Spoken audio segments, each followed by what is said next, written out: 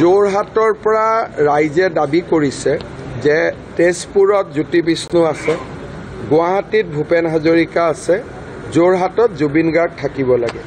জুবিনৰ গুণমুগ্ধ যোৰহাটৰ ৰাইজে, বিশেষকৈ উজনি ৰাইজে আমাক যথেষ্ট অনুৰোধ কৰিছে।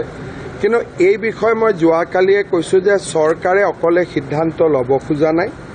আমাৰ অসম সাহিত্য সভা, সদৌ অসম ছাত্ৰ সন্থা বা আমাৰ যিখিনি শিল্পী আছে জুবিনৰ লগত যথেষ্ট জীৱনটো নিবিড়ভাৱে কটালে, আমি তেওঁলোকৰ লগত আলোচনা কৰিম।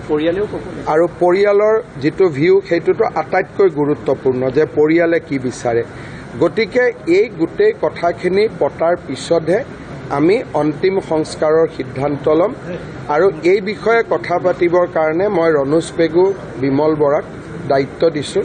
তেওঁলোকে দল সংগঠন কলা কুশলী সকলোৰে লগত কথা পাতিব আৰু আমি জুবিনৰ ক্ষেত্ৰত কোনো সিদ্ধান্ত চৰকাৰীভাৱে নকৰি ৰাইজৰ দ্বাৰা আমি কৰিব খুজিছোঁ, যাতে ৰাইজে বিচৰা মতে আমি কৰিব পাৰোঁ।